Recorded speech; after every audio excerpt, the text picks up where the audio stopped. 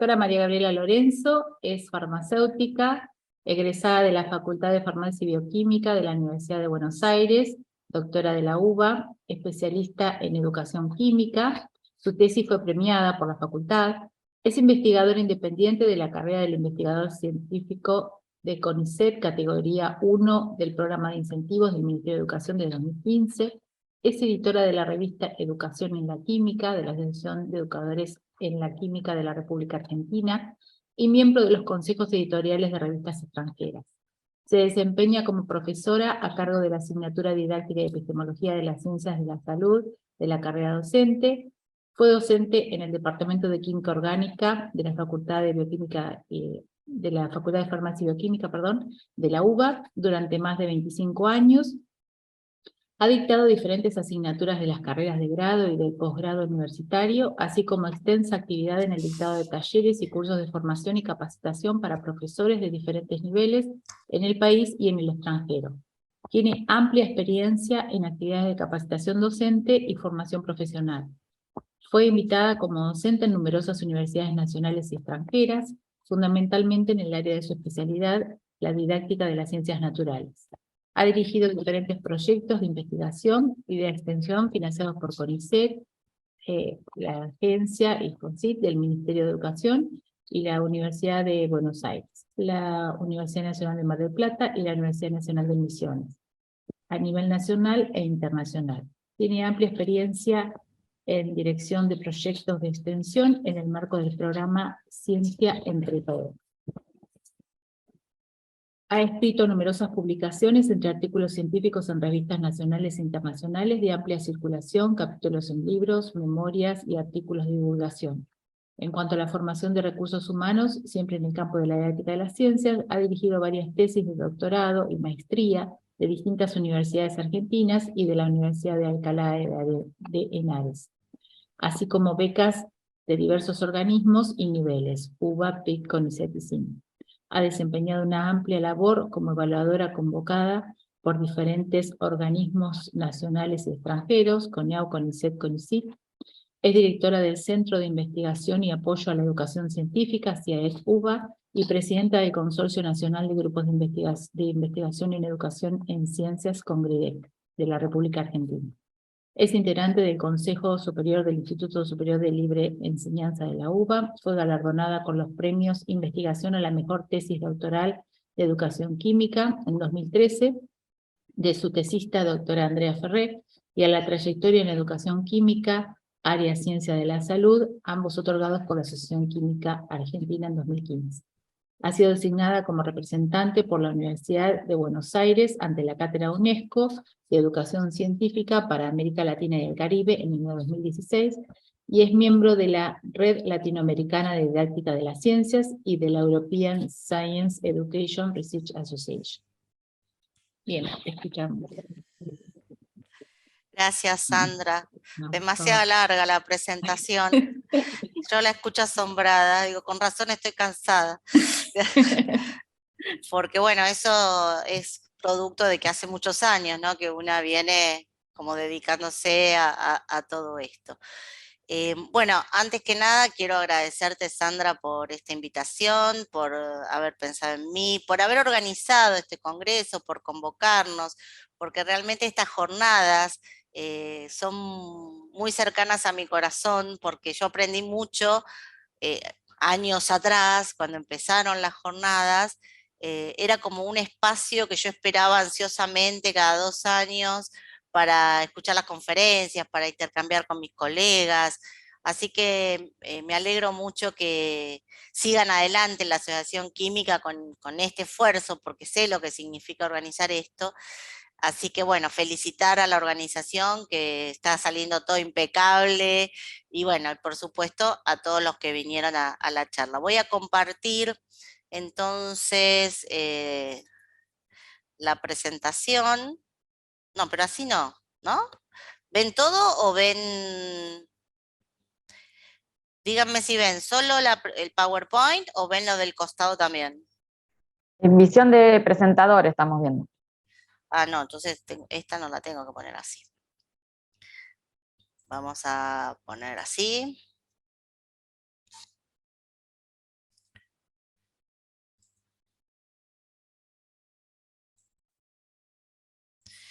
Y ahora le digo Alt F5.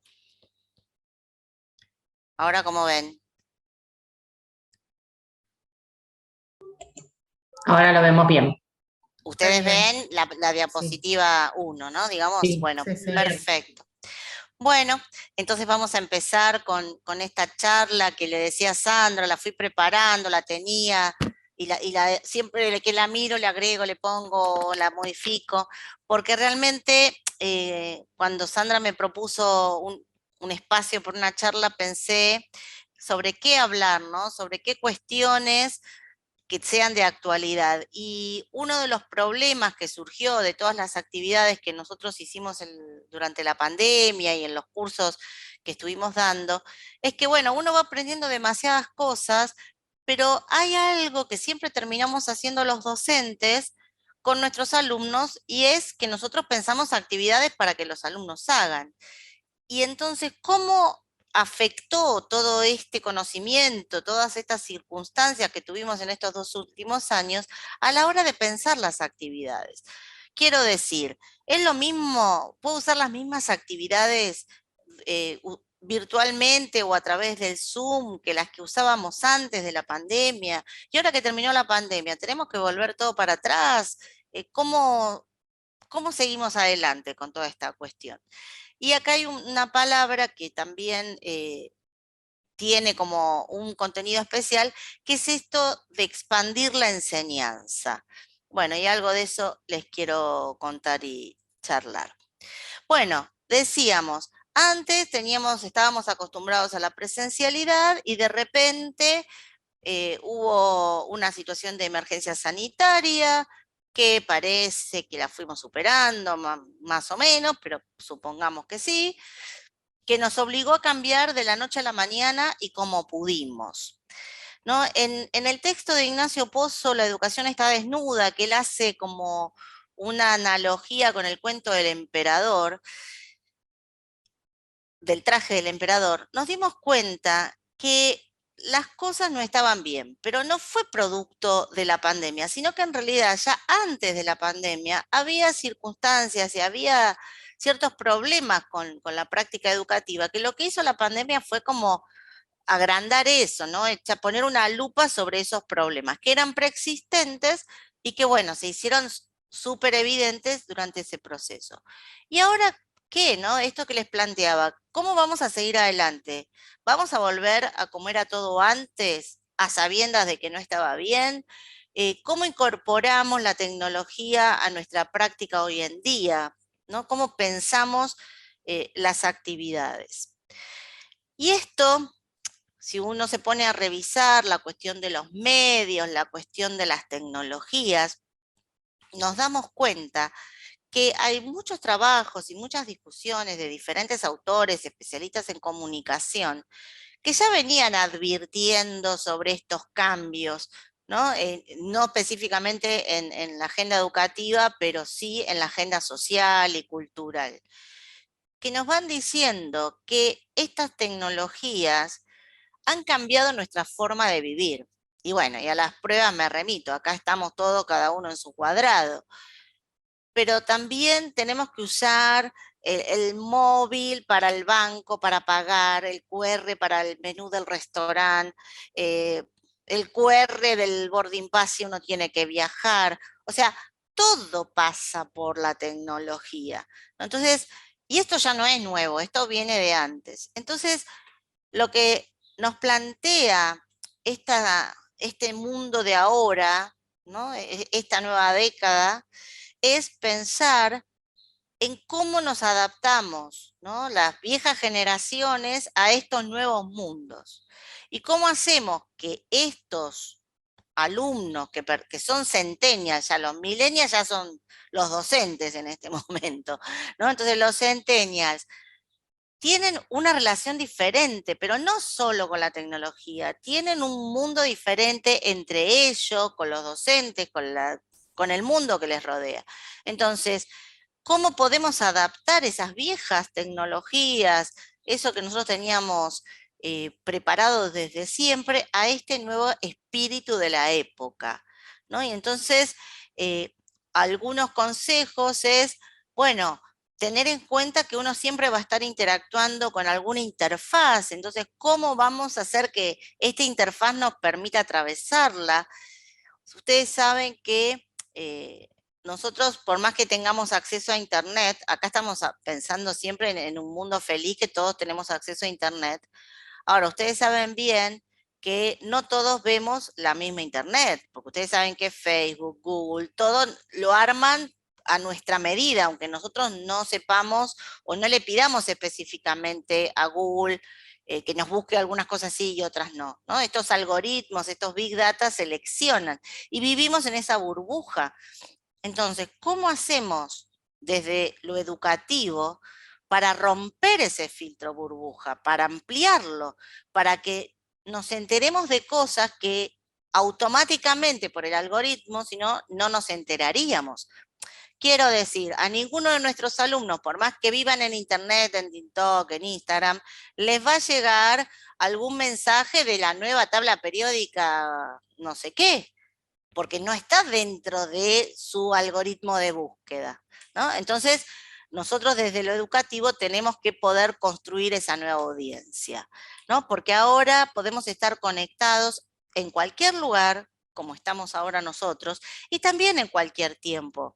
Ahora somos todos de Argentina, pero si uno pudiera, o mañana, cuando venga Gabriel Pinto, él va a estar, no sé, a las 8 de la noche y nosotros a las 4 de la tarde, y sin embargo vamos a estar compartiendo juntos en este mismo espacio-tiempo que se genera como un bucle temporal diferente, particular, único.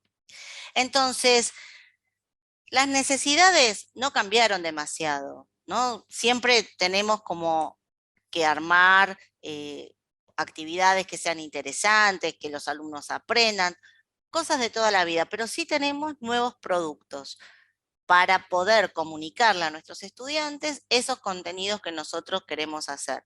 Entonces, ¿cómo podemos tener en cuenta estas cuestiones que vienen desde los medios de comunicación a la hora de pensar una experiencia de aprendizaje que sea holística, que sea multidimensional, que involucre al alumno desde lo individual, pero también de manera colectiva, ¿no? Y entonces poder ofrecer esa experiencia que sea rica, ¿no? En contenidos. Y entonces ahora sí vamos a pensar y vamos a revisar algunos criterios, algunas cuestiones que nos pueden ayudar a pensar en diseñar, en crear actividades y materiales que sean para nuestra enseñanza. Y están organizados en como 5 grandes criterios que tienen que ver con lo estético, con lo comunicacional, con lo pedagógico y didáctico, con lo disciplinar y con lo tecnológico. Más o menos vamos a ir tocando algunos temas de estos. Uno dice, o podría decir, bueno, nosotros somos profesores de química, no somos de diseño, eso lo hace la gente que estudia otra cosa, a mí no me interesan los criterios estéticos. Sin embargo, cuando uno presenta un material, presenta una actividad, obviamente que ese acercamiento va a entrar por los sentidos y de ahí va a depender la conexión que tenga el estudiante con ese material. Nosotros mismos con el material. Entonces, ¿cómo está organizado ese material? ¿Qué proporciones tienen? ¿Cómo es el uso de los colores y las paletas? Si ustedes se ponen a indagar, ahora vienen, es más, el mismo PowerPoint, por ejemplo, viene con una paleta de colores, porque hay gente que estudió esas cosas y sabe qué color combina mejor con cuál otro para armar una presentación que sea estéticamente agradable a la vista, que ponga texturas, que sean amigables al lector, ¿no? En cierta medida. Y no solo eso, sobre todo, porque antes cuando eran materiales que uno fotocopiaba y hacíamos todo en blanco y negro porque no había colores, no pasaba nada. Tengamos en cuenta ahora, y esto también me parece importante, que no todas las personas ven todos los colores. Ustedes saben que el 25% de la población masculina es daltónica. Entonces, si yo hago un material y pongo todo, no sé, en gama de los naranjas y los verdes, le estoy impidiendo a ese estudiante poder acceder a la información. Entonces, no es menor tener en cuenta estas cuestiones. Y otra cosa que se recomienda desde la elaboración de materiales para la enseñanza es tener algún diseño de marca. Porque obviamente uno en esta época, y los alumnos también, si están en secundaria y tienen 11 materias que prestar atención, o si están en la facultad y tienen 6 materias, uno tiene mucha información dando vuelta. Entonces, si uno logra tener algo que identifique su material, es de ayuda para el alumno. Dice, uy, tengo que buscar los apuntes de química. Entonces los apuntes de química siempre vienen, no sé, así con el simbolito de las jornadas, y entonces ya busco ese material, ¿no? Me ayuda a identificar. Bien, ahí se podría seguir trabajando sobre esto, pero vamos a avanzar hacia otro criterio. Nosotros, en definitiva, cuando vamos a dar clase, además de explicar y dar nuestras clases magistrales, es muy habitual que lo que hagamos es proponerles actividades a los alumnos, porque nosotros lo que queremos lograr es promover una reacción, porque cuando nosotros le damos una actividad al alumno es para que el alumno la haga, no para que la guarde y la deje ahí. Entonces, tiene que ser algo que sea provocador, que realmente al alumno, cuando le llega esa actividad, le den ganas de hacerlo, que le presente curiosidad, que le presente un desafío. Me gustó esta imagen, ¿no?, que les comparto acá, no importa lo que dice, pero bueno, si yo quiero poner que hay un río y quiero avisar que no se metan porque hay cocodrilos que no naden, más me vale poner un cartel rápido, no nadar, que toda una explicación de qué son los cocodrilos, de la peligrosidad, porque nadie lo iba a leer, ¿no? Bueno, pensemos, ¿cómo les presentamos nosotros las actividades a nuestros alumnos, ¿no? Sí. Y estas actividades, entonces, quieren generar acciones. ¿Y cómo expresamos las acciones en una actividad? Hay que redactar las consignas. Entonces, las acciones necesariamente van a estar ligadas a los verbos que usemos en la elaboración de la consigna. Ya que me metí con los verbos, voy a seguir con los criterios comunicacionales. Toda actividad va a tener un conjunto de cosas metidas en esa actividad. Seguramente va a tener un lenguaje textual. También tengo que tener en cuenta qué tipo de letra uso, el tamaño, el interlineado, o sea, cómo organizo la parte del texto. Tengo que tener en cuenta si ese texto lo voy a presentar de manera impresa sobre el papel o si lo voy a poner para trabajar sobre internet, como puede ser si estoy escribiendo en un foro, por ejemplo.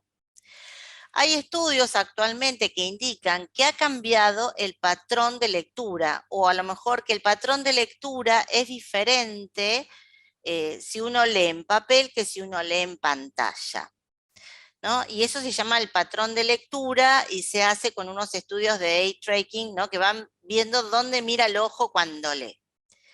Cuando uno lee un texto escrito, normalmente seguíamos como si fuera una lectura en Z, los occidentales, ¿no? Empezamos a la izquierda, vamos a la derecha, volvemos y seguimos leyendo en ese sentido. En la pantalla se comprobó que se lee como si fuera una F.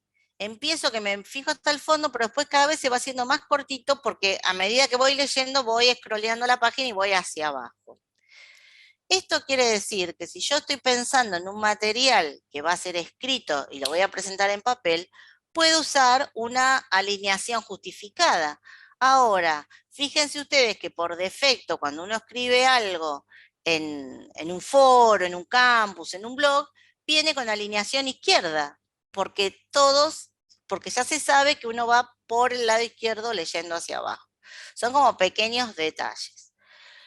Tengamos en cuenta que nosotros venimos de química, entonces tenemos que usar el vocabulario técnico específico propio del lenguaje químico, con las explicaciones que sean necesarias para que entienda el alumno qué significan las palabras que estamos utilizando. Además, dijimos que queríamos que el alumno hiciera algo con esa actividad. Eso, además del hacer, como podría ser que pese una cantidad de sustancia o que busque cierta información, o sea, cosas que tenga que hacer, acciones con el cuerpo de moverse, también hay un hacer que es cognitivo, que es mental. Entonces, hay verbos que ayudan a focalizar la atención en determinados procesos cognitivos o mentales. Otro componente importante que tiene que ver con el lenguaje visual, porque hoy los materiales no son solamente palabras o fórmulas, sino que hay posibilidades de enriquecerlo con dibujos, con imágenes, con gráficos y también con videos, por ejemplo. Y acá no puse que uno también podría poner audios si quisiera, ¿no? En un material si lo voy a presentar por internet. Y acá también tenemos que tener en cuenta que un rol que es importantísimo para el caso de los docentes, para todos los profesores y profesoras, es que nosotros estamos a mitad de camino entre el conocimiento científico, entre los contenidos de enseñanza y el alumno. Nosotros mediamos ahí. Nosotros organizamos, presentamos los conceptos, las actividades, con alguna intención, con algún criterio que cada docente sabe. Si nosotros dejamos librados al azar y solamente los mandamos a los alumnos a buscar materiales, perdemos ese efecto de mediación. Y eso es lo que nos dice el filósofo Hahn, que nos dice, bueno, lo que tiene la Internet es que no tiene filtro. Y por eso nos confunde, porque no está especialmente pensado para que nosotros aprendamos o para que nosotros conozcamos. No sabemos qué fines tienen los que elaboran los materiales que están subidos a la red. Entonces, bueno, eso es un material para el amplio público. Estamos pensando ahora en cómo esos materiales los podemos traer, adaptar, ajustar a nuestra enseñanza. Les decía que el lenguaje de pensamiento es un lenguaje que nos ayuda a concentrarnos en alguna actividad cognitiva importante. Entonces, no es lo mismo decirle al alumno, diga las propiedades químicas del sodio, a preguntarle de esta manera, ¿no? Analice, justifique por qué las propiedades son de esta manera, cuestione, concluya, comprenda, explore. Son palabras que nos obligan a pensar en algo en particular. Entonces, otra idea, ¿no? Tener en cuenta cuando uno piensa la actividad, qué proceso cognitivo estoy intentando que el alumno realice. ¿Que repita como un loro? Bueno, entonces repita. Escriba 100 veces la palabra isótopo. Ahora, si yo quiero que haga otra cosa, además de conocer la palabra y repetirla, tendré que pensar en una actividad que utilice alguna de estas palabras de pensamiento.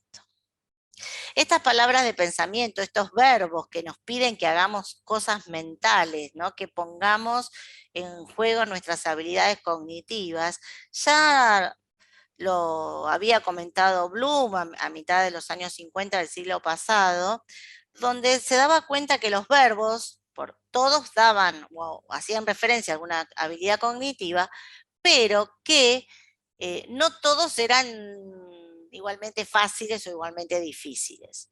Y entonces, bueno, plantea que a un nivel bajo, vamos acá en este cuadro de abajo para arriba, hay verbos que nos plantean ejercicios o actividades de baja demanda cognitiva. Si me dicen recordar, definir, reproducir, hacer una lista, estoy como en un plano de una memoria mecánica. Si en lugar de eso utilizamos otro tipo de verbos como explicar, comprender, ya tenemos que empezar a relacionar una cosa con otra y nos vamos a ir a un nivel 2 de demanda cognitiva. Si nosotros además pedimos que se aplique a un caso concreto, que se demuestre alguna cosa, En definitiva, que se resuelva un problema, estamos ahora en un nivel más complejo, que es el de resolución de problemas. Estos 3 niveles fácilmente en cualquier clase uno los encuentra, algo más o algo menos. Cuando ya pasamos al nivel 4 y estamos necesitando un pensamiento de tipo analítico, que implica desmenuzar, ¿no?, el fenómeno, encontrar cuestiones en común y cuestiones que lo diferencian, ¿no? Cuando hacemos clasificaciones, categorizaciones, comparamos, ordenar, no aplicar una clasificación que hizo otro, sino encontrar qué tienen en común estos elementos acá y por qué es así. Bueno, ahí ya la cosa no es tan sencilla de hacer, ¿no? Y empieza a aumentar la demanda cognitiva. Ni qué decir cuando tenemos que elaborar algo a partir de elementos que aparentemente están sueltos. Y no sé si acá hay mucha gente que esté haciendo tesis, por ejemplo, cuando a uno le piden que arme un marco teórico, ¿no? Y leyó 400 textos entre papers y libros y capítulos y le dicen, bueno, ahora escribí 8 páginas que sintetice todo esto. Es como una cuestión muy complicada de hacer. La verdad que ahí ya la demanda cognitiva es muy alta. Y por último, acá van a ver que ciertos autores acá entre lo sintético y la evaluación lo cambian, pero yo me quedé con esta, porque la evaluación desde esta clasificación sería el que exige una mayor demanda cognitiva, porque implica un conocimiento de todos los otros niveles. Y si ustedes se fijan, si esto lo tratamos de aplicar o de intentar entender dentro del aula, ¿quién hace la evaluación en el aula? El docente, que puede hacer todo esto que dijimos antes sin problemas, y es el que va a tener la última palabra. ¿Quién hace la evaluación, no sé, en las instituciones, ¿no? Entonces, ¿quién evalúa los trabajos? Si bien son pares, cuando uno llega a ese nivel, es porque ya atravesó ampliamente estas distintas etapas que son anteriores. Entonces también en esto un reconocimiento, ayer la escuchaba a Sandra que agradecía a todos los evaluadores, y realmente hacer las evaluaciones de los trabajos, poder hacer una crítica en el buen sentido, ¿no? Poder otorgarle determinado valor y decidir si esto está bien o está mal y cómo lo arreglamos, es un trabajo que requiere mucho tiempo, mucho esfuerzo y una alta demanda cognitiva. Siguiendo con el tema de los verbos, aquí hay 4 verbos que son típicos de nuestros ejercicios, ¿no? Que aparecen, porque en toda clase de ciencias naturales aparece describa, explique, justifique su respuesta. Entonces, me parecía importante tenerlos presentes porque no es todo lo mismo. Y además, que si yo le pido al alumno que describa, no puedo pretender que explique, porque le dije que describa solamente. Entonces, describir es enunciar las propiedades, las características de un determinado objeto o fenómeno. Básicamente uno podría decir, una descripción está llena de adjetivos, de palabras que son calificativas del objeto. Cuando uno pide una explicación, además de enumerar esas propiedades, hay que poder establecer las relaciones que tienen esas propiedades, esos comportamientos. Entonces, ¿por qué una cosa se vincula con la otra? Una explicación es empezar a decir por qué las cosas son como son.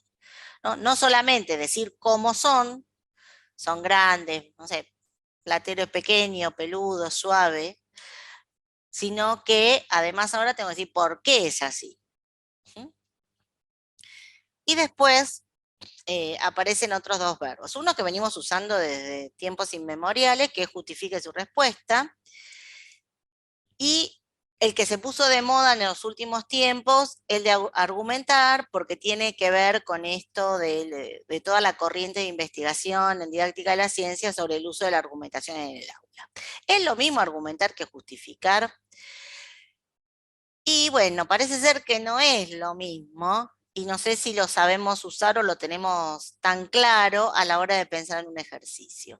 Cuando nosotros pedimos al estudiante que justifique, o cuando uno justifica un resultado de una investigación para presentar un póster a un congreso, para escribir un artículo, un resultado en una tesis, lo que estamos haciendo es contrastar nuestro dato, nuestro resultado, nuestra opinión, con el corpus de conocimiento sobre ese tema.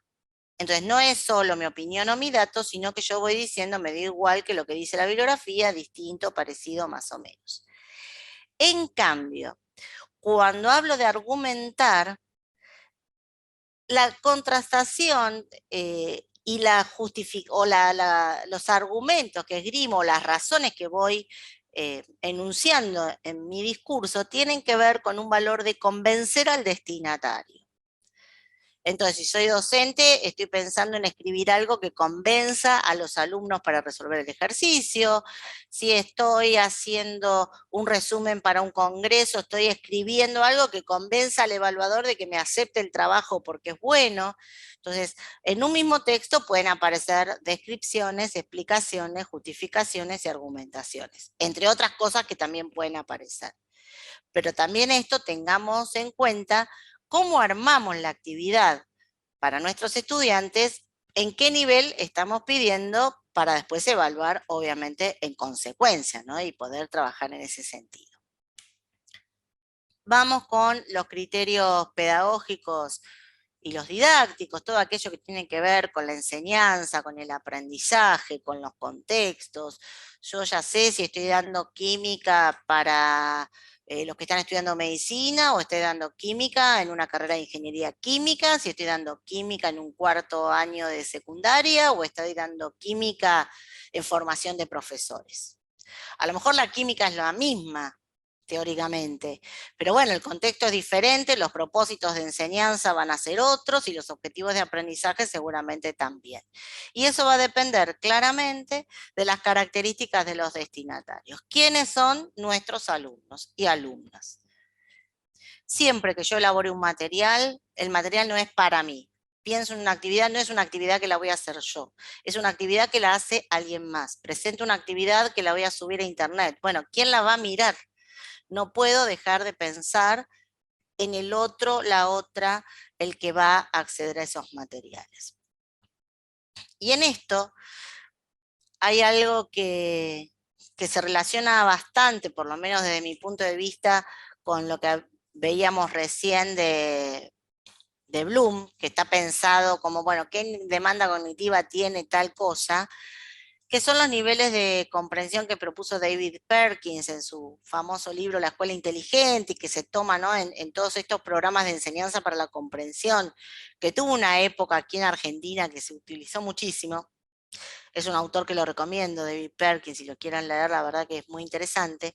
Y ahora leemos el cuadro de arriba a abajo, y él organiza que uno puede comprender de distintas maneras, ¿no?, y alcanzar distintos niveles de comprensión. Entonces, vamos desde saber el contenido así como puro, sin demasiadas conexiones, y yo sé algunas cosas sueltas, digamos, y esto estaría relacionado con esta memoria más episódica, con ejercicios de tipo rutinario. Podemos comprender y poder resolver algunos problemas utilizando algorítmicos, problemas más o menos sencillos.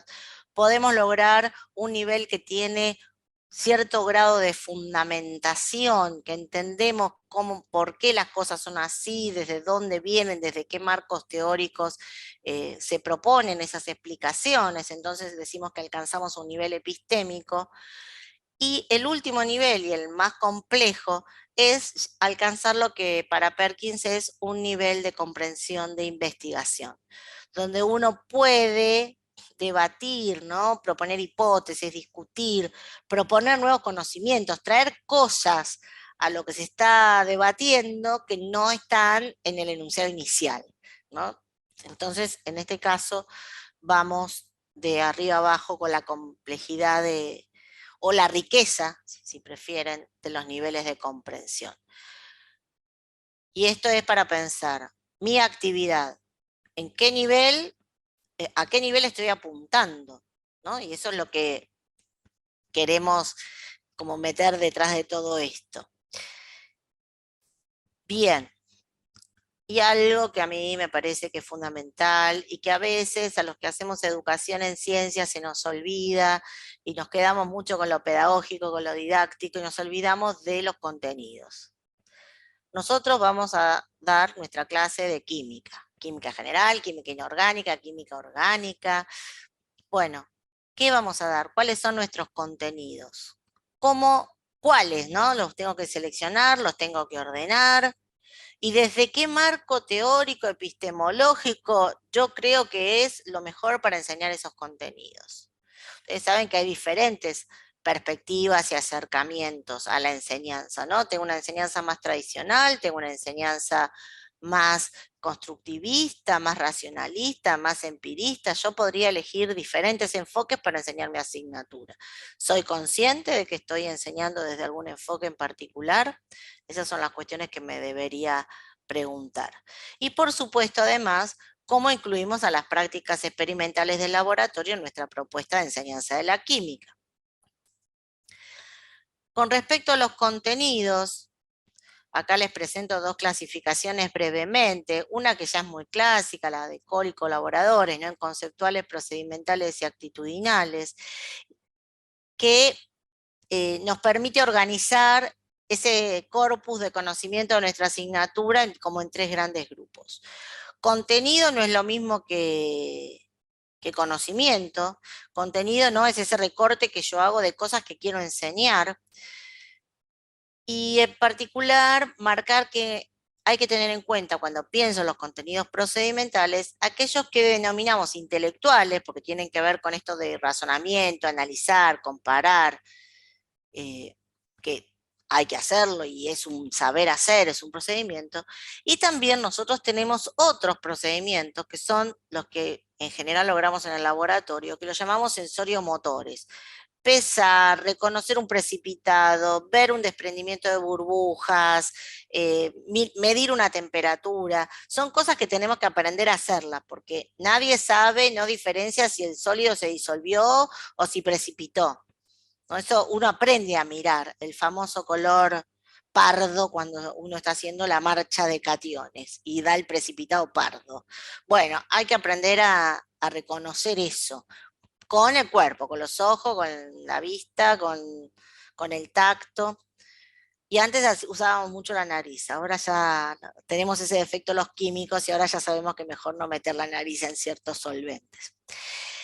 Hay otra manera de clasificar los contenidos que tiene que ver con la relevancia en todo el plan curricular, en todo ese programa, que es una propuesta de Miguel Ángel Zabalza, que dice, bueno, ¿cuáles son los contenidos que sí o sí mis alumnos tienen que aprender? Y esos son los esenciales. Después habrá otros que serán necesarios y otros que serán recomendables, que mejor, si saben todo, mucho mejor, pero no pueden salir de mi curso sin saber cuáles son los esenciales. Cuando trabajamos esta clasificación con los alumnos en diferentes cursos, con profesores, aparece la duda, ¿no? Dice, ¿cuáles son los esenciales? Y eso solo el profesor, que es el experto, puede decirlo. Porque a lo mejor no son igual de esenciales unos contenidos para ingeniería que igual de esenciales para alguien que está haciendo medicina o igual de esenciales para alguien que está haciendo formación estudiando para profesor. Y a lo mejor todos estamos estudiando pH, pero ¿qué cosa de pH es esencial para un profesor, para un ingeniero o para un médico? ¿No? Entonces eso hay que trabajarlo, ¿no? Y otra aclaración, no todo lo que enseñamos es esencial, quiero que lo sepan, hay cosas que enseñamos que podríamos no enseñarlas y no pasaría nada, pero bueno, hay que trabajar en eso. ¿Y por qué tenemos que elegirlo en un contenido? ¿No? ¿Con qué criterios vamos a elegirlo? Y bueno, eso también es tema de reflexión por parte del docente, que a lo mejor también sería interesante que pudiera hacerlo en conjunto con otros, con otras docentes de lo mismo para poder discutir. Y bueno, y uno dice, bueno, yo tengo que enseñar este contenido porque es la única vez que lo van a ver, ¿no? Y entonces, bueno, tengo este contenido que es para la enseñanza fundamental, o lo tengo que dar ahora porque lo necesito el mes que viene para el tema que sigue, o lo tengo que enseñar, o no lo puedo enseñar porque mis alumnos todavía no logran poder procesar este tipo de información. Imagínense que estamos dando algo de química en primaria o primeros años de secundaria, entonces, bueno, me limito porque yo no, mis alumnos todavía no están preparados, necesitan saber otras cuestiones, y estaría aplicando ahí un criterio psicológico. O lo voy a dar porque es esencial para el ingeniero, es esencial para el profesor, es esencial para el químico, ¿no? Y entonces estoy utilizando un criterio profesional. Puedo utilizar el criterio que quiera, puedo usar uno, puedo usar varios.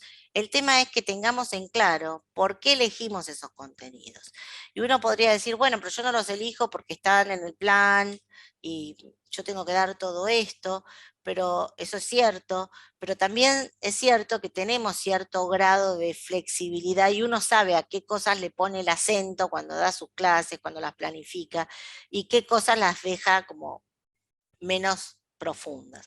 Bueno, que eso no sea simplemente una decisión que toma el docente porque el recurso le permite, y entonces, bueno, como esto está en internet, o tengo este libro, uso este, o porque los alumnos le piden cierto tema. Entonces, que sea realmente una decisión crítica el hecho de poder elegir con ciertos criterios que sean explícitos, por lo menos para el docente, que además podría, por supuesto, hacerlos explícitos para los alumnos también, si tienen edad suficiente para comprenderlo, y sobre todo si estamos hablando de formación de profesores, ¿no? Ahí esta cuestión de explicitar todo lo que hay detrás de la propuesta de enseñanza, yo creo que es fundamental. Porque si estamos formando profesores, tenemos que compartir con ellos por qué nosotros estamos dando nuestras clases de la manera que la damos, ¿no? Y blanquear esas decisiones pedagógicas, didácticas que estamos utilizando, que a lo mejor al ingeniero no le importa, entonces a él no le digo, pero al que está estudiando para profesor sí es importante. ¿Cómo los ordeno? Ustedes saben que en el caso de la enseñanza, el orden de los factores sí altera el producto.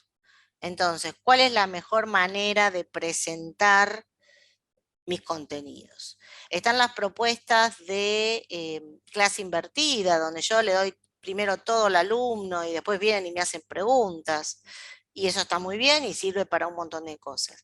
Pero habrá otros contenidos o habrá otras instancias donde yo quiero tener un efecto sorpresa, a lo mejor con mis alumnos, donde yo les quiero presentar un problema y los quiero ahí que se vuelvan locos tratando de resolver el problema y que solo se den cuenta que necesitan tal o cual cosa para resolverlo.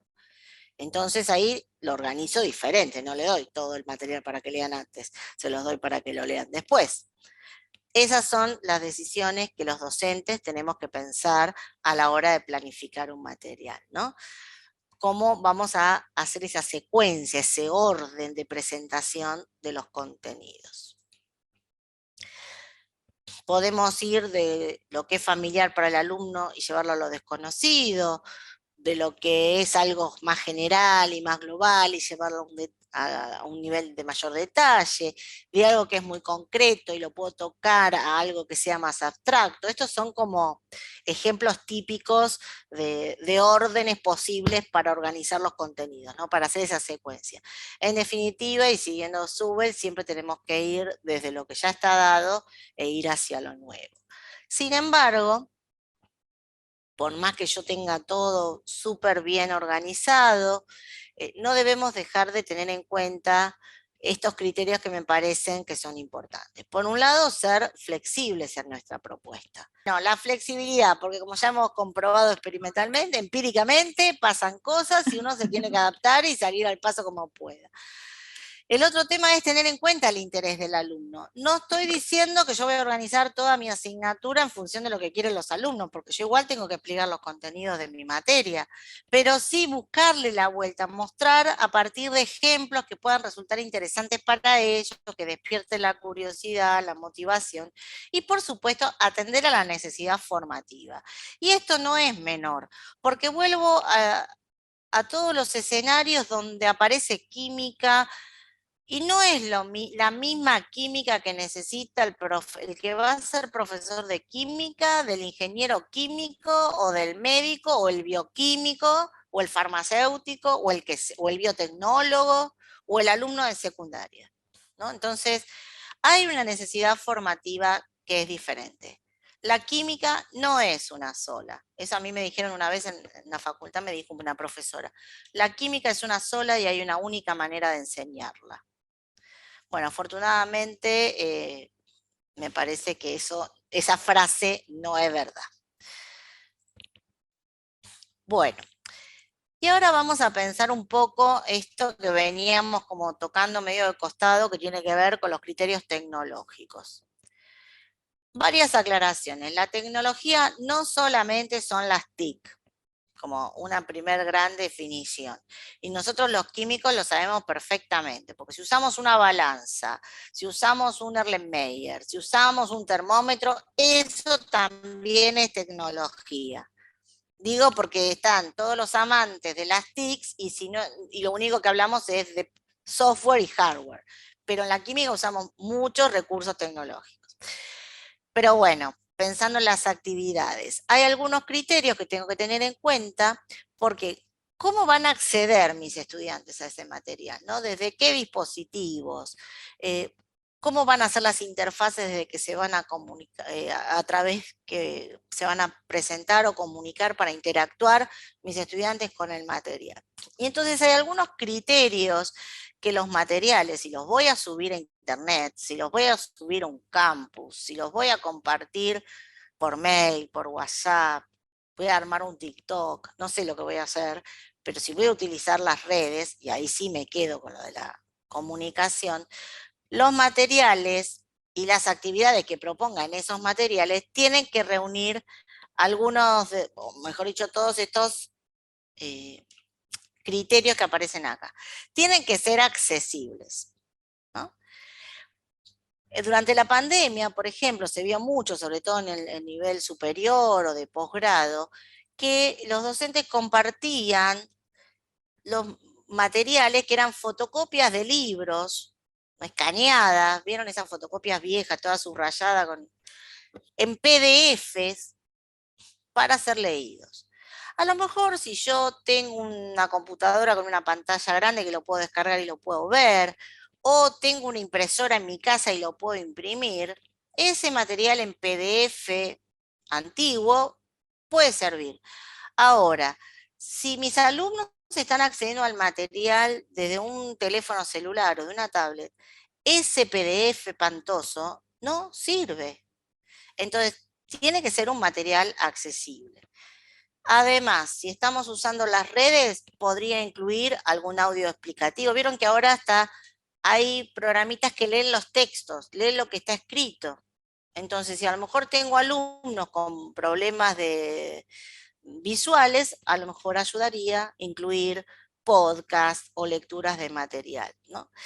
Se tiene que poder usar ese material, entonces tiene que estar pensado para adaptarse a distintos dispositivos, que sean multiplataforma, ¿no? Como les decía, no es lo mismo trabajar con el ordenador que trabajar con el teléfono celular. Se utiliza además, o la gracia o lo que nos permite la tecnología, es trabajar con materiales encapados, como si fuera una cebolla, un alcaucil, ¿no? Para usar las analogías vegetales, donde uno dice, bueno, lo esencial es esta primer capa, todos accedemos a esta primer capa, pero el material a través de hipervínculos, a través de, bueno, vaya para acá, vaya para allá con flechitas, con internet podemos hacer, ¿no? Que vaya como alcanzando esos mayores niveles de profundidad.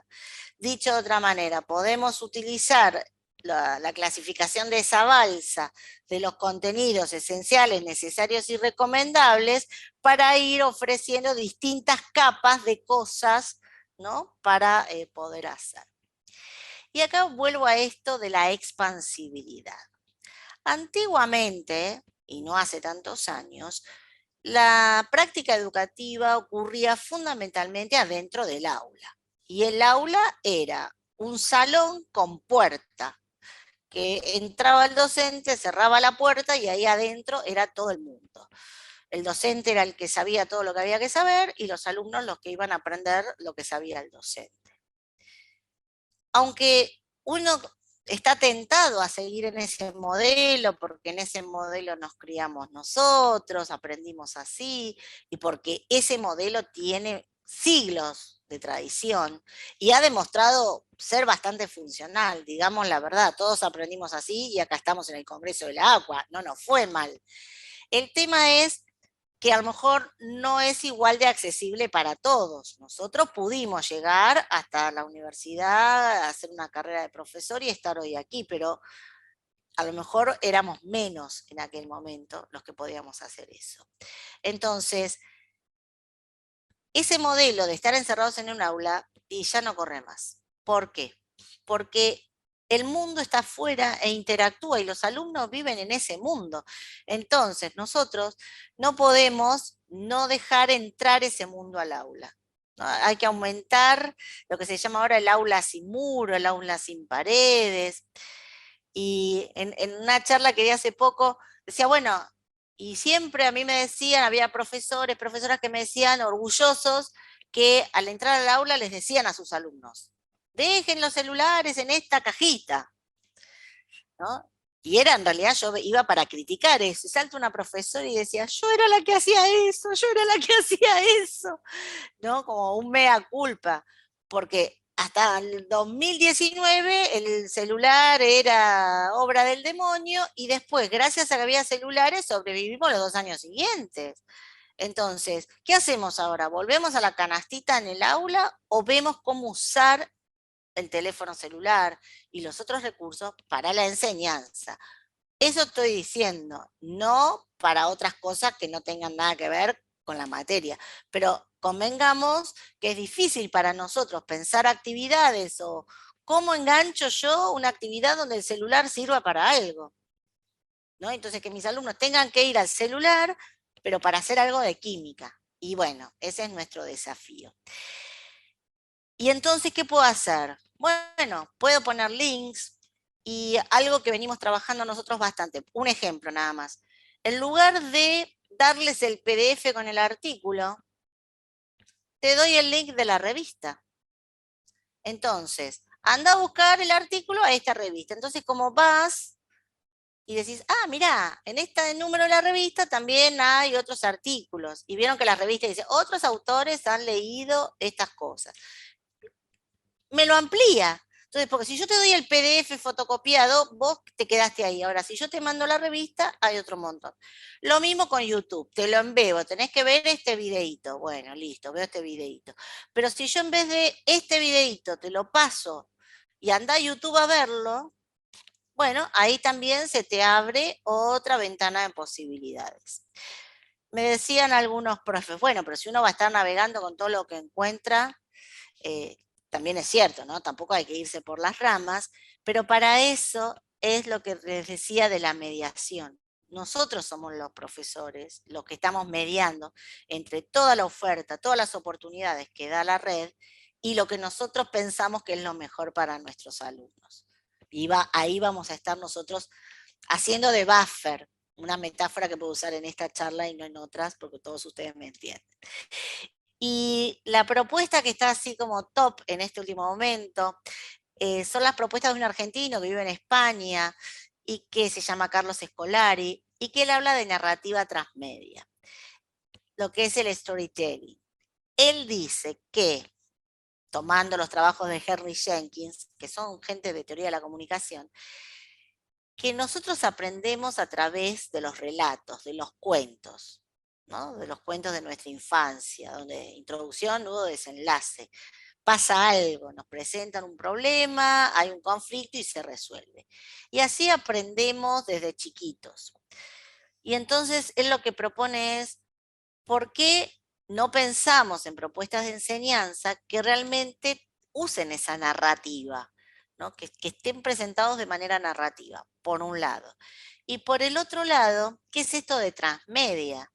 Vieron, antes era, empezamos con un lápiz y papel en una cultura analógica, después habíamos pasado a tener los medios de comunicación, porque o veíamos algo en la tele, o veíamos una película, o teníamos un CD de audio, y después pasamos al multimedia, porque era a la vez sonido, audio e imagen en movimiento.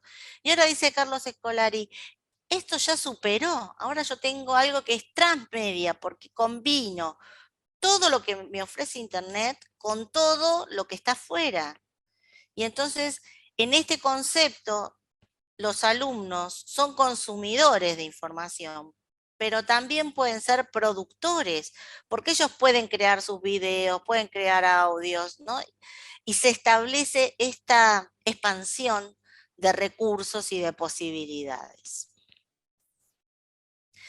Y entonces tenemos estos recursos educativos digitales abiertos, que acá también es como importante diferenciar una cosa, y es que no todo lo que está en Internet, aunque sea material educativo, puede ser un recurso educativo.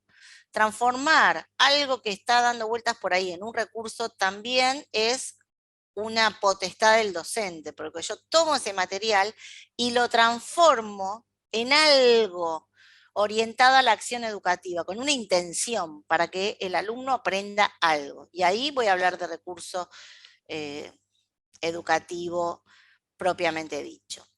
Y acá hay otra cosa que también me parece importante, por lo menos comentarlo y después lo charlamos, ¿no? Nosotros nos podemos nutrir de montones de cosas que hay en Internet y las usamos para nuestro propio beneficio, porque la gente lo publica bajo licencia de código abierto. Y esto amerita dos acciones. Por un lado, que nosotros agradezcamos a los autores, los conozcamos o no, que seamos honestos intelectualmente y decir, bueno, esto lo saqué de Internet, de tal página o de tal lugar. Y por el otro lado, que nosotros también contribuyamos a ese banco de recursos, ¿no? Y si tenemos algo que nos parece que es interesante, también subirlo a Internet para que otros profesores, profesoras de otras partes le pueda resultar de interés, ¿no? Entonces, acá se abre como otra cuestión más ligado a lo legal, si se quiere, a lo ético, que también hay que tener en cuenta. Por supuesto, vuelvo a esta función mediadora del docente, no todo lo que está en Internet como material educativo puede ser trasladado sin ninguna mediación. Bueno, uno ahí puede hacer lo que se llama hoy en día la curación de ese material, ¿no? Entonces lo revisa, lo adapta, lo recorta, lo enriquece y después lo utiliza con las salvedades del caso. Bueno, veamos un ejemplo que tiene que ver con un trabajo práctico de laboratorio. Ya que estamos en química, ahora sí nos metemos y ya para ir cerrando con un ejemplo. Bueno, esto simplemente es algo que ya me lo habrán escuchado decir muchas veces, que no todo lo que hacemos en el laboratorio son experimentos. Experimentos es cuando no sabemos qué va a pasar, y en general, ya les puedo decir, o la gente que hace química de verdad, saben que las cosas no dan como a uno le gustaría, y que nosotros en realidad en las prácticas educativas lo que tenemos pensado son actividades experimentales, que las pensamos a propósito con alguna intencionalidad didáctica para que nuestros alumnos aprendan algunas cuestiones que nos parecen pertinentes enseñarles. Bueno, simplemente para aclarar esto, ¿no? Supongo que las actividades experimentales simples, mañana Gabriel Pinto, mi tocayo, hablará también de estas. Él tiene mucho de la química en la vida cotidiana, con experiencias sencillas, así que supongo que va a ir ahí. Les traigo algunas ideas para diseñar un trabajo práctico de laboratorio. Fíjense que es a partir de un artículo que salió publicado en Enseñanza de las Ciencias de Daniel Gil Pérez y Pablo Valdés Castro de 1996. Digamos que estas cuestiones de utilizar enfoques CTS, de potenciar los análisis cualitativos, de darle importancia a escribir las memorias o informes científicos, no es nuevo.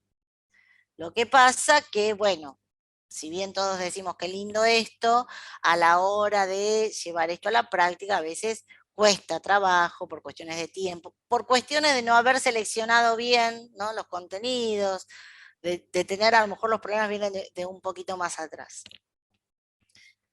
Y entonces acá vamos a tratar de poner en acción, en práctica, vamos a hacer un ejercicio colaborativo entre todos. Este es un ejemplo de un ejercicio, un recorte de una guía que está en internet de la Universidad Nacional de Catamarca, yo de la asignatura química, yo saqué una hojita y pensemos acá qué es lo que está pasando, ¿no? Entonces, por ejemplo, experiencia 3. Colocar en agua destilada en una ampolla de decantación y agregar una pizca de permanganato de potasio.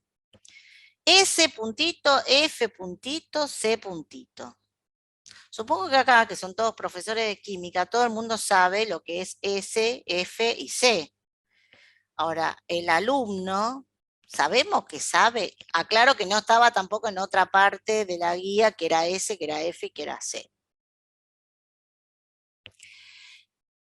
Entonces, ¿cómo se completa esto? ¿Qué es lo que tengo que poner acá? Diría un alumno. Estoy hablando del permanganato de potasio. ¿Por qué lo escribo con letras? ¿No podría, ya que estamos en química, empezar con las fórmulas? A lo mejor poner, si es una primera clase, este es un TP de sistemas materiales, obviamente, podría, y estoy empezando, bueno, pongo las dos cosas, le pongo la fórmula, le pongo el nombre. ¿Cómo estoy usando los verbos? Colocar, ¿no? Estos verbos en infinitivos que son espantosos. ¿Quién tiene que colocar? No, no le está diciendo, no es lo mismo que a uno le digan, hay que borrar el pizarrón, a anda y borrar el pizarrón. ¿Me lo dice a mí o al éter? Entonces, pensemos en la redacción de las consignas. El colocar no lleva ninguna implicancia cuando uso los verbos en infinitivos. Si me dice, coloque el agua destilada en una ampolla, sé que soy yo la que la tiene que colocar. ¿Cuál es el propósito de la actividad? No hay una introducción, algo que me diga que por qué estamos haciendo esto. ¿No? Lo estamos planteando como un ejercicio mecánico. ¿Qué imagen de ciencia subyace si yo estoy planteando una actividad que es mecánica? Y no hay un problema que resolver, no hay un cuestionamiento, no está claro el propósito de la actividad. Acá aparece el verbo de pensamiento, observar. Buenísimo. Observe sería mejor. ¿Pero qué hay que observar? ¿Observar qué? Uno podría decir, bueno, el alumno ya sabe, bueno, pero bueno, no sé. ¿Qué pasa? Si acá, que use la ampolla de decantación, ¿podría incluir alguna imagen de cómo es una ampolla, qué partes tiene, algunas precauciones? Después, bueno, acá tiene que escribir cómo se comunican estos resultados. A ver, una aclaración y voy a salir en defensa de los autores de este material que no los conozco. Pero cuando nosotros en la antigüedad íbamos con las fotocopias, estábamos ahí y completábamos todo lo que no estaba en la fotocopia. Entonces, leíamos con nuestros estudiantes los textos, hacíamos los dibujos en el pizarrón, si no entendía alguien algo, les decíamos, bueno, F es fase y C es componente, y yo completaba lo que faltaba.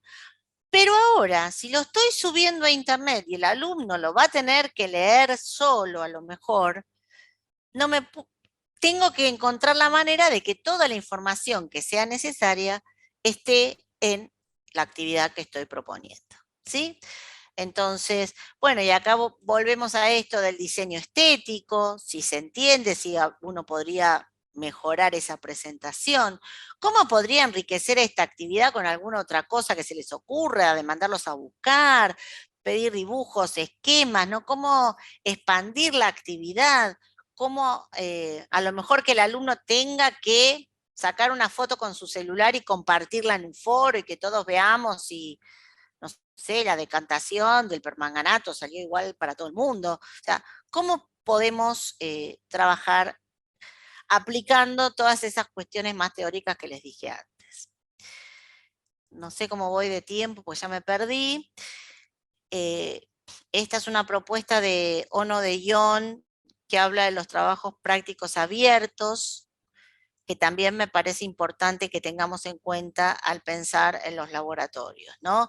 Que ya todos sabemos que no hay que hacer actividades tipo receta, o a lo mejor sí, porque depende el propósito de la enseñanza.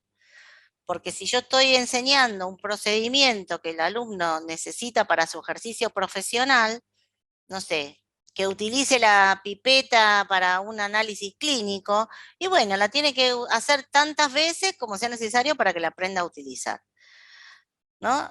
Entonces, no descarten ese laboratorio tipo ejercicio porque puede ser de interés profesional.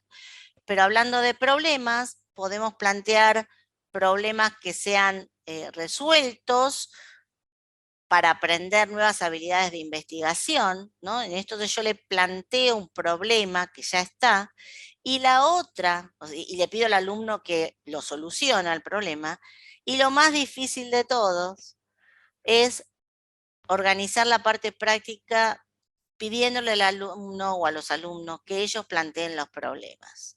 Algo así como cuando aparece el tesista, dice, bueno, vos sobre qué querés que vaya tu tesis. ¿A cuántos no les resultó difícil plantear un problema de investigación? ¿Bien? Es una de las partes más difíciles que todos los que se dedican a esto pueden decir. Entonces, bueno, ¿cómo podemos organizar el trabajo? Porque tampoco nunca nadie nos enseñó a plantear los problemas.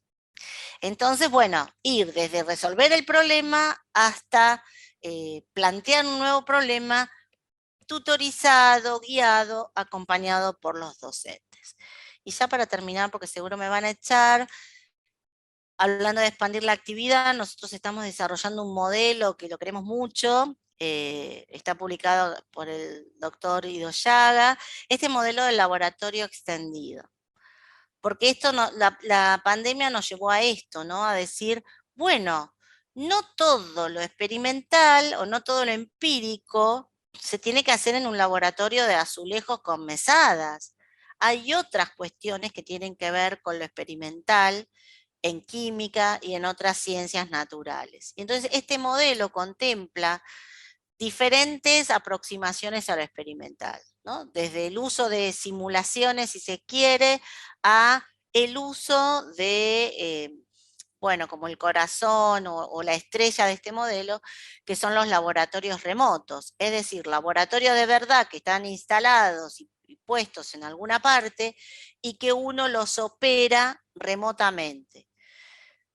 A mí me gusta usar el ejemplo del robotito que está en Marte y Houston le dice, robotito, junta una roca, robotito, analiza el aire, y los de Houston están en Houston, no en Marte. Entonces acá nosotros tenemos en nuestra facultad, están en Costa Rica, están en Deusto, en distintas partes del mundo, los laboratorios, y uno puede acceder y puede hacer experimentación.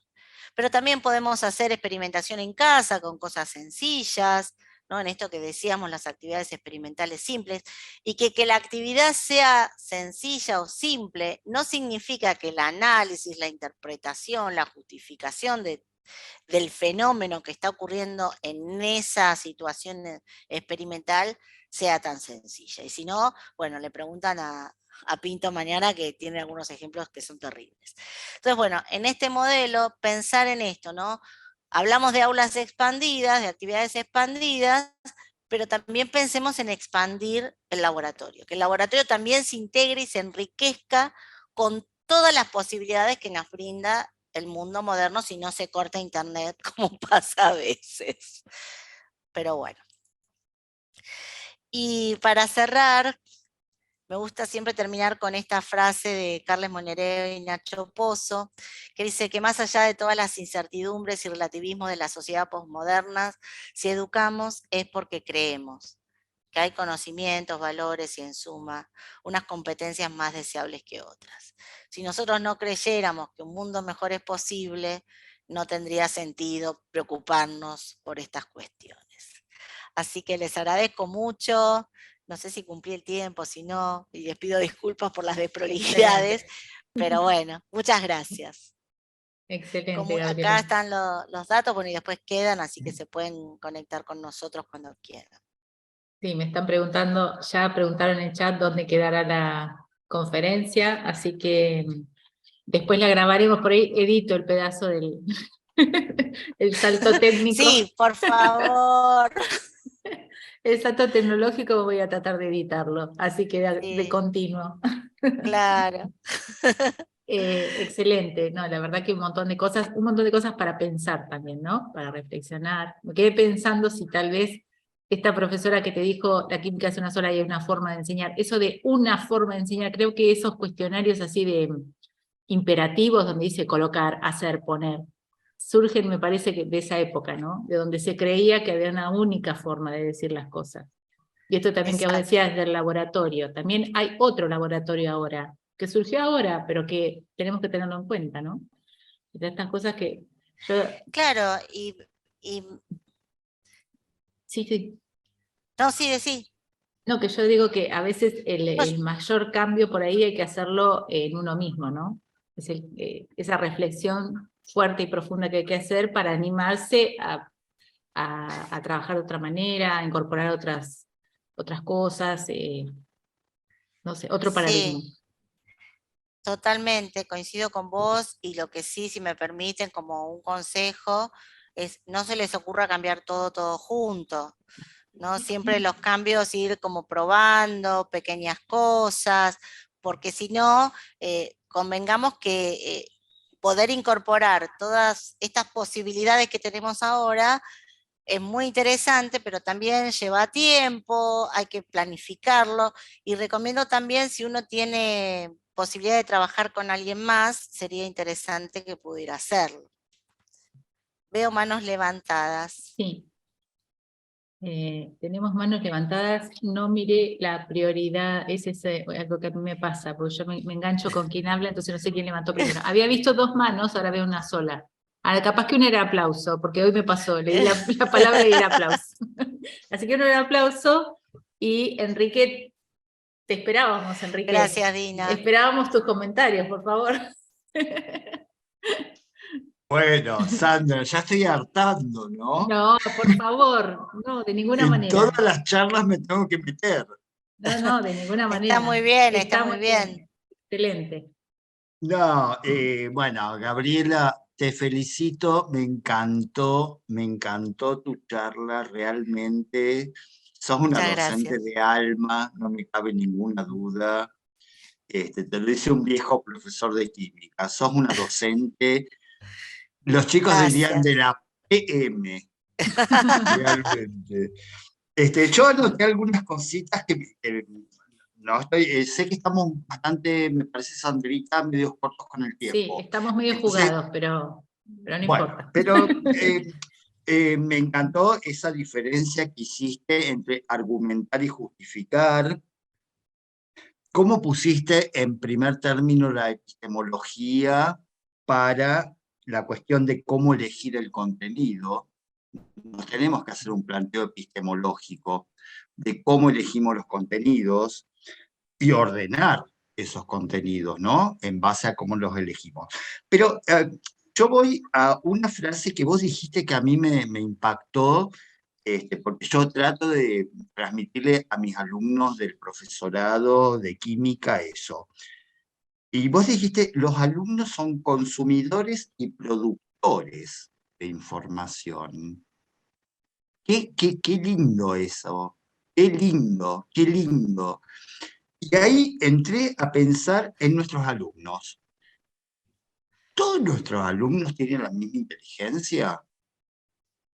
Tenemos inteligencias múltiples, ¿sí?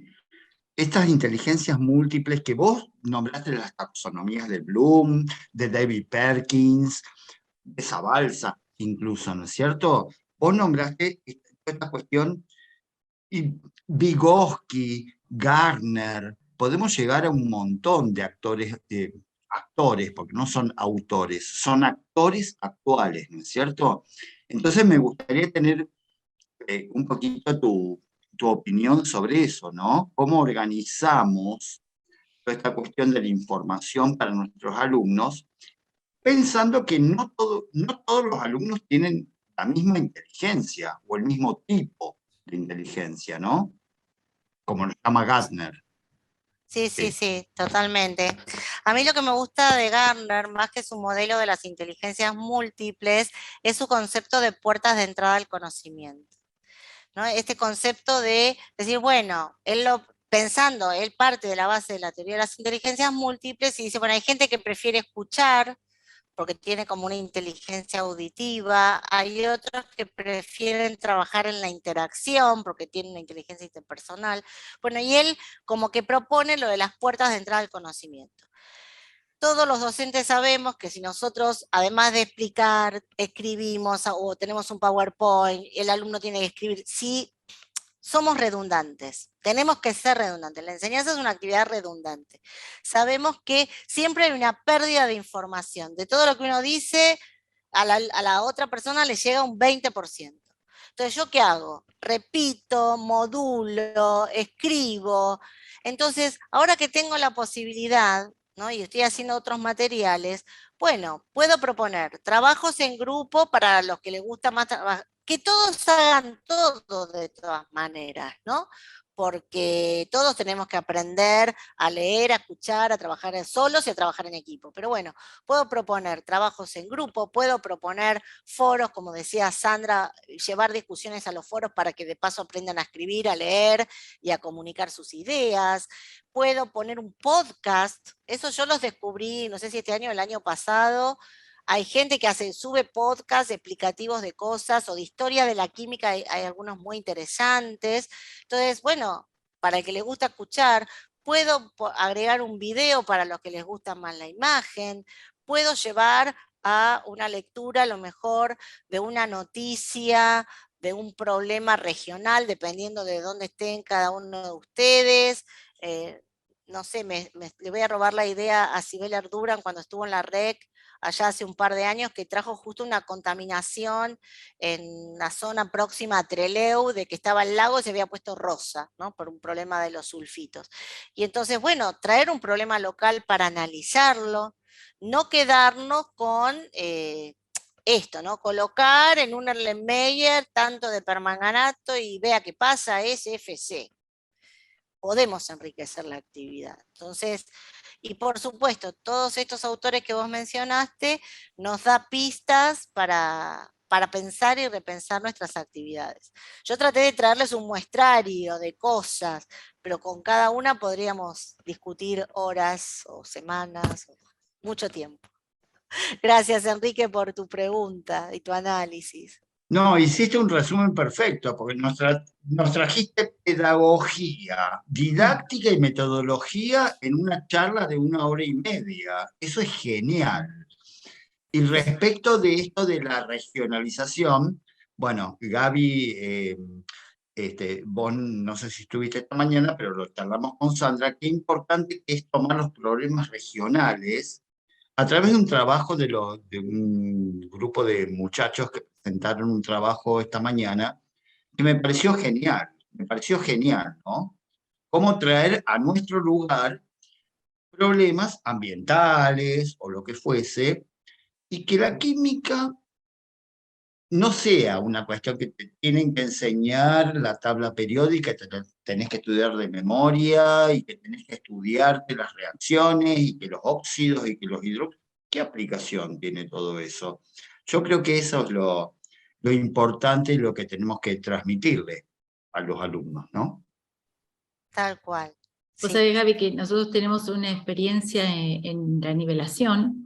Yo empecé a ver que, bueno, se planteó también acá en el Congreso, ¿no? En las jornadas, perdón, esto de cómo nos comunicamos, ¿no? ¿Qué usamos? Hay una falla entre los interlocutores, entonces empezamos a ver qué había, qué no había, y a mí se me ocurrió precisamente empezar a analizar en detalle los exámenes, los enunciados de los exámenes. Esto fue antes de la pandemia, ¿no? Desde 2018. Entonces empecé a analizar los exámenes y me puse del lado de los estudiantes, ¿no? Entonces empecé a ver que, por ejemplo, decía, escriba la ecuación de tal cosa. Diga qué elemento, tal otra. Ahora, estamos en química. Entonces, un elemento químico, una reacción química. ¿sí? Porque los chicos hacen en paralelo el ingreso a matemática. Entonces le pedimos una ecuación, y en matemática Claro. le piden una ecuación. Entonces, si estamos en la clase de química, hablemos también nosotros con propiedad, porque es como que también estamos acostumbrados a, bueno, ya sabes, si te digo elementos, ya sabes qué. Vos sabés qué, yo sé qué, los químicos sabemos qué, pero quien ingresa, Claro. o sea, quien inicia, ¿sabe?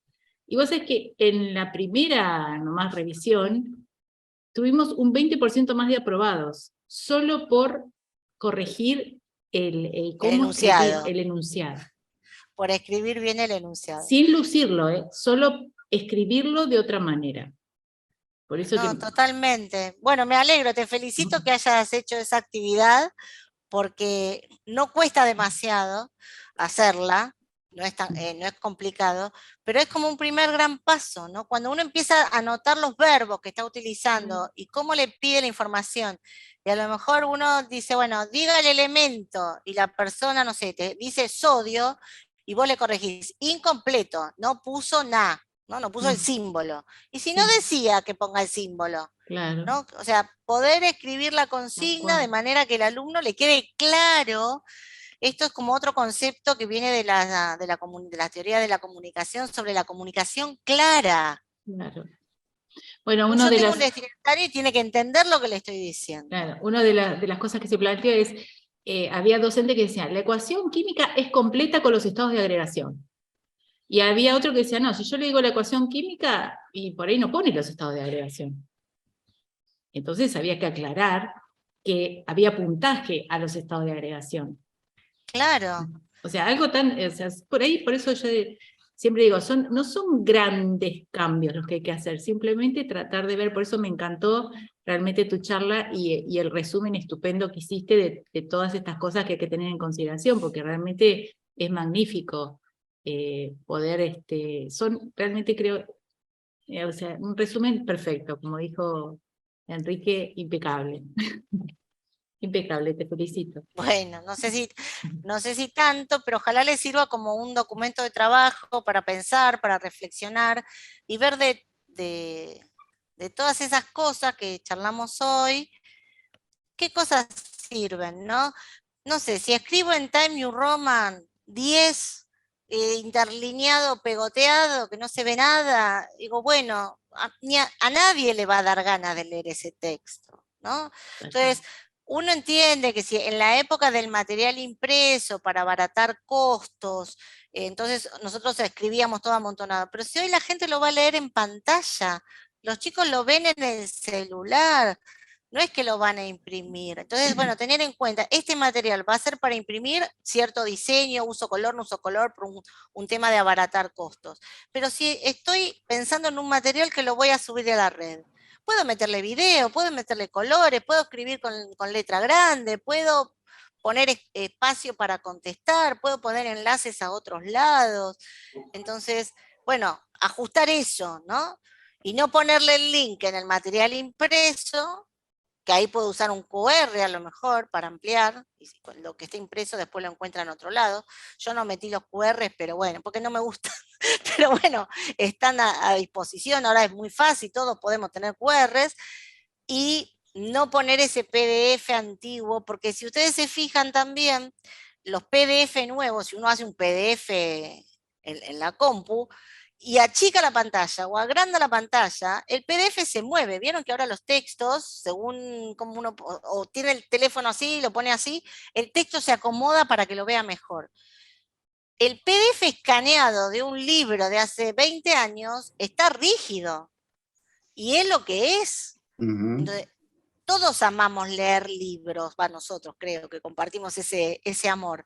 Pero bueno, si lo tengo impreso es una cosa y si lo tengo en la pantalla es otra. Entonces, saber eso, para qué es este material, pensar dónde lo va a ver el alumno, en qué momento, si es para descargar, si se necesita conexión a internet o no, ¿no? Porque a veces hago yo o preparo un Genially, como este que tienen lindo en el campus, ¿no? De las jornadas, que hay un Genially que nos muestra todas las actividades.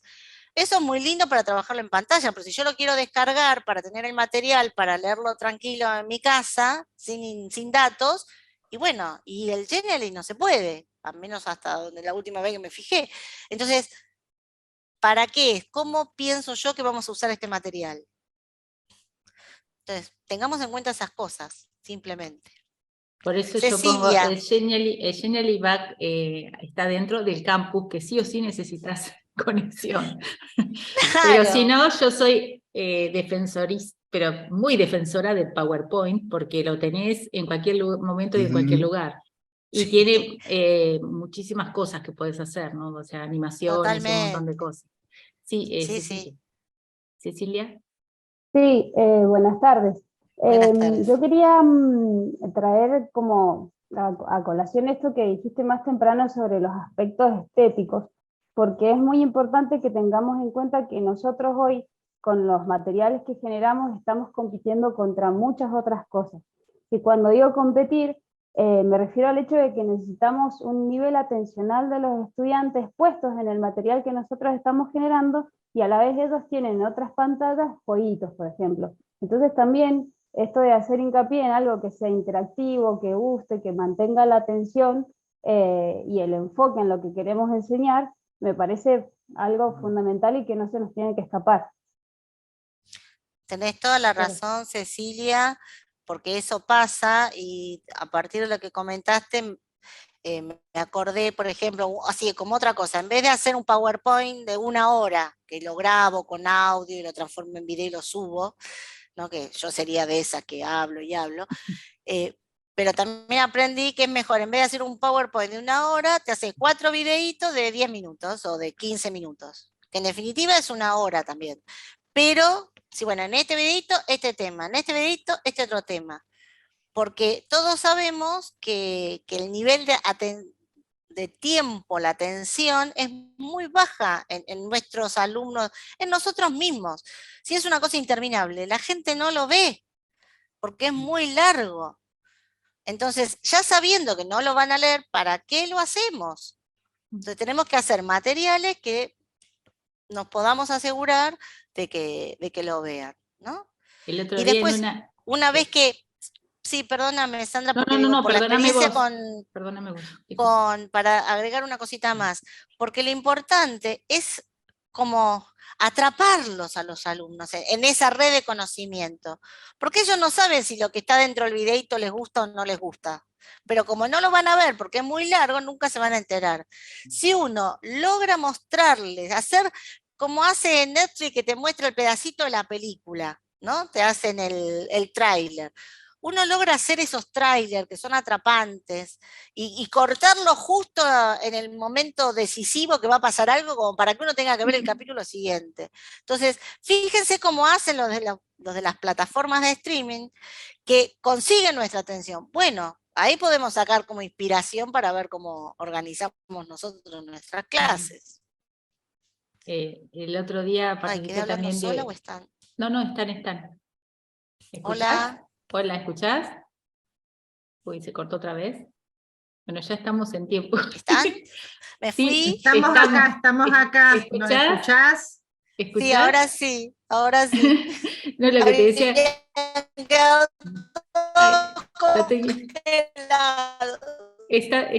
se te escucha todo cortado, se ve que está teniendo problemas otra vez. El otro día participé de una jornada donde también decían, los docentes se quejaban mucho de que el alumno quiere la inmediatez. Sí. Que la inmediatez. Entonces yo les pregunté, ¿ustedes tienen WhatsApp? Bien. ¿Cómo escuchan los audios? ¿En qué velocidad? Porque yo confieso, en 1 ya no escucho. 1,5 como mínimo. Entonces la inmediatez también nos atraviesa a nosotros, no solo a los alumnos, ¿no? O a las alumnas. Entonces, o alumnes. Tendríamos que también por eso hacer un poco un mea culpa en todo esto, ¿no? Si a mí me aburre... Vos que mencionabas los videos, mucha gente se enojó porque 3 minutos, no puedo, el trabajo en 3 minutos. Y yo le decía, multipliquen la cantidad de trabajo por la cantidad de tiempo. Nadie va a ver tantas cosas si es muy largo. Es más, el otro día me decían que en Nature, por ejemplo, uno presenta un trabajo, se lo aprueban, pero además le piden un video de 1 minuto y medio. 1 minuto y medio. ¿Sí? O sea que ya para las próximas jornadas les pido 1 minuto y medio. Pero no, es así, o sea, Bueno, lamentablemente... fíjate esto que dijiste, Sandra, qué importante es el nivel de demanda cognitiva de pensamiento sintético. Claro. Porque es difícil sintetizar en 1 minuto y medio todas las cosas maravillosas que tengo para decir. Claro, y es Bueno. mucho, o sea, 3 minutos era mucho tiempo, porque yo vi Es mucho, resúmenes sí. perfectos en menos de 3 minutos, 2 minutos 50, 2:45, y la verdad que vos veías el video, entendías perfectamente el trabajo, todo. Pero bueno, tenemos esa cosa como que nos gusta, nos cuesta por ahí dar ese pasito de acostumbrarnos, ¿no? De Y adaptarnos bueno, pero a... vos fíjate que ahora, por ejemplo, todo lo que está muy de moda, los videitos, los reels, los videos de TikTok, son súper cortos. Y eso es lo que el centennial consume. Sí, sí. Entonces uno le presenta un video de 10 minutos y dice, oh, es larguísimo. Sí, pero... Está bien. Hagamos mea culpa, Llega un para nosotros momento- también, o sea, si vos googleás, si vos buscás en internet, suponete que buscás un tema de interés, ves los videos, y ves, bueno, ves por ahí de dónde está, quién lo hizo, pero también ves cuánto, la duración, o sea, es Y inevitable. sí, sí, Es es inevitable. así, es este mundo, es así, cual. estamos en este mundo, el asunto es cómo le sacamos el mejor provecho. Tal cual. Bueno, yo tengo que ser, lamentablemente me tocó el papel de tirana en esto, y bueno, se nos acabó el tiempo, tengo que habilitar desde esta máquina al taller 8, así que, bueno, disculpas, pero voy a tener que cerrar la sesión, pero Gaby va a quedar un foro, ¿sí?, de consulta en el Moodle, si vos, vos podés acceder, veo que estás accediendo, o sea, podés contestar Perfecto. desde ahí, o si no, yo lo miro y cuando muchos se preguntas te las paso.